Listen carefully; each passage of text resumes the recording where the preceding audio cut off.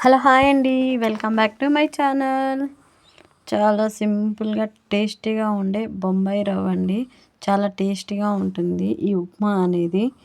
ఎందుకంటే పిల్లలు కూడా చాలా ఇష్టంగా తింటారు. నేను దానికోసం ముందుగా ఒక ప్యాన్ పెట్టుకున్నాను. తర్వాత 2 టేబుల్ స్పూన్ ఆయిల్ వేసుకున్నాను. తర్వాత చిన్నగా కట్ చేసుకున్న ఆనియన్స్ అనేది వేసుకున్నాను.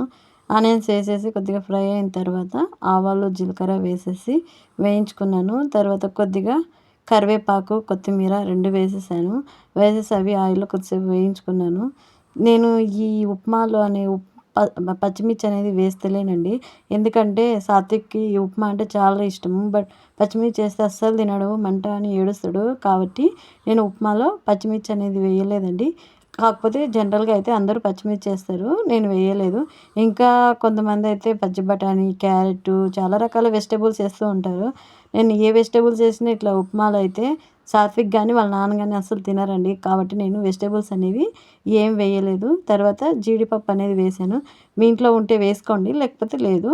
ఆప్షనల్ జీడిపప్పు అనేది. ఎందుకంటే మా ఇంట్లో ఉంది గానీ ఉందని వేసేసాను. సాత్విక్‌కి జీడిపప్పు అంటే చాలా ఇష్టము.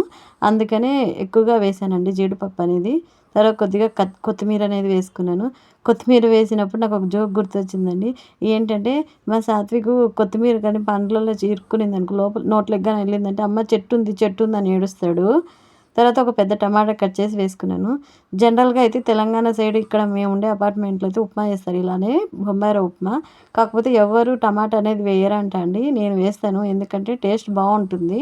కొద్దిగా సాల్ట్ ఏసి వేయించుకున్నాను. తర్వాత ఎసరనేది పోసుకుంటున్నానండి. నేనైతే ఒక కప్పుకి 4 కప్పులు పోసుకుంటున్నాను ఎసురు. ఉప్మా అనేది కొంచెం మెత్తగా ఉంటేనే పిల్లలనేది బాగా ఇష్టంగా తింటారు. చూస్తున్నారు గదా! ఒక కప్పు ఉప్మా రవ్వకి నేనైతే 4 కప్పులు ఎసురనేది పోసుకుంటున్నాను. చెప్పాను గదండీ ఇందాక కొత్తిమీర గానీ, కరివేపాకు గానీ ఏవైనా సరే ఆకుకూరలనేవి నోట్లోకి పెట్టుకున్నాడంటే సార్ అమ్మ చెట్టొచ్చింది, చెట్టొచ్చిందని ఏడుస్తాడు. అది తీసేదాకా ఇడిచిపెట్టడు. అందుకనే నేను కొంచెం కరివేపాకు గానీ, కొత్తిమీర గానీ తక్కువ వేసాను. అది గాక వాడు పెట్టేటప్పుడు తీసేస్తాను. బాగా ఎసురనేది బాగా మరిగిన తర్వాత ఒక కప్ అనేది బొంబాయి రవ్వ వేసుకున్నానండి. మనము బొంబాయి రవ్వ వేస్తూనే తిప్పుతూనే ఉండాలండి. లేకపోతే ఉండలనేది కడుతుంది ఉప్మా రవ్వ. కాబట్టి మనము వాటర్‌లో పోసిన తర్వాత తిప్పుతూనే ఉండాలండి. అది దగ్గరికయ్యేదాకా అట్లానే తిప్పుతూ ఉండాలి. ఎందుకంటే ఉండలు ఉండలు కట్టేస్తే టేస్ట్ అనేది ఉప్మా అనేది బాగోదు. కాబట్టి అలాగా తిప్పుతూ తిప్పుతూ దగ్గరికి వచ్చిన తర్వాత మనము ఆపేసేయాలి. అది సిమ్‌లో పెట్టుకోవాలండి అప్పుడు గ్యాస్ స్టవ్ అనేది గూడా. నేనైతే సిమ్‌లో పెట్టే చేస్తాను. మరి మీరెలా చేస్తారో నాకు తెలీదు. చూడండి ఉప్మా అనేది ఎంత మంచిగా తయారైపోయిందో టేస్టీ టేస్టీ ఉప్మా.